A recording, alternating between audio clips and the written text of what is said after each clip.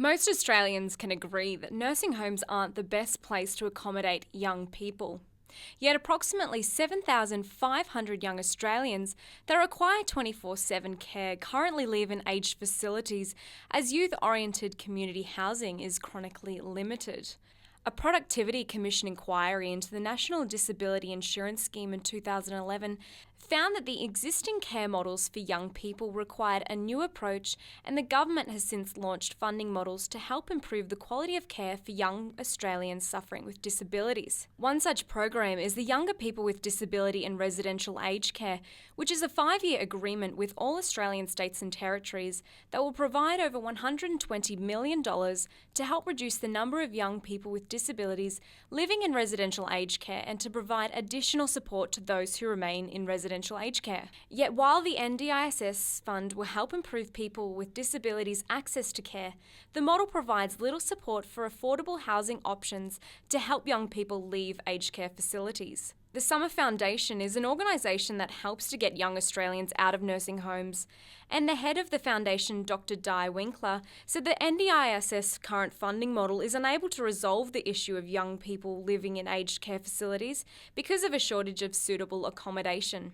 Today in Melbourne's Federation Square, Youngcare, another organisation trying to get young Australians out of aged care facilities, held their You Hold the Key campaign to help spread awareness about the issue and raise funds to help develop more age-appropriate facilities that care to their needs. Youngcare's marketing executive, Chelsea Toomey, said that young people in aged care feel restricted, which affects their everyday morale. Look, I think a lot of people know aged care from the point of view of visiting their grandparents, and I think most people would say, it's a pretty depressing environment in a lot of ways. Aged care is great for older people. The average age of a person in aged care is about 86, I think. And once you go into aged care as an elderly person, your life expectancy is 3 years. So I'm sure of a lot of us trying to put ourselves in those shoes, people that are 80 are lovely and we can relate to them as grandparents. But if you're living there day in, day out as a young person, it's probably very difficult to relate to people who come from a different era, enjoy different music, enjoy different TV shows. You can't relate. It's a very restrictive environment. Our research and conversations with young people, they've told us it feels like they're trapped. It feels restrictive. You get up at the same time every day. You go to bed at the same time every day. You watch TV at the same time every day.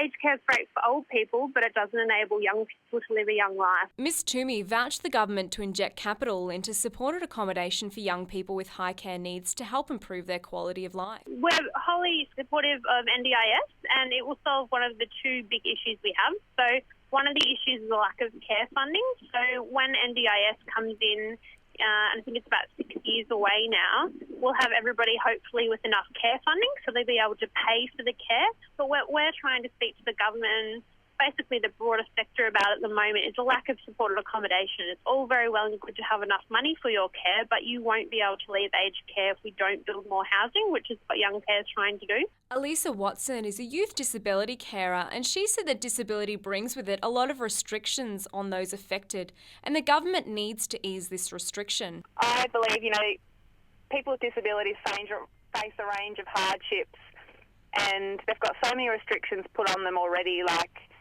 we need to ensure that they can live a life just like we can. Ms Watson said age-appropriate housing facilities for people suffering with a disability is necessary for their well-being. I think it would definitely be of great benefit, keeping them with people their own age. We need to keep things age-appropriate. I think that's a huge importance.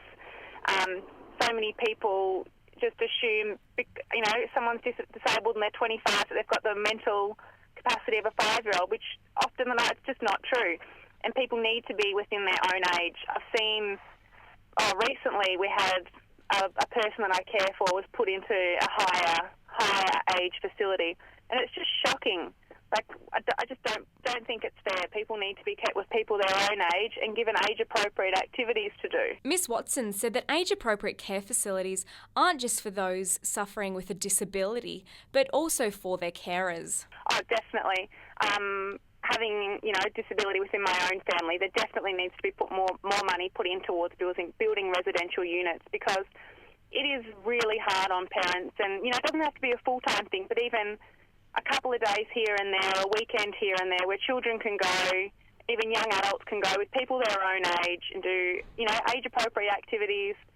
It keeps them interested, helps build independence, and it's just as important for relatives and carers. If you'd like to support Youngcare and the development of age-appropriate housing for young people with 24/7 care needs, you can head to their website and post a donation at www.youholdthekey.com.au.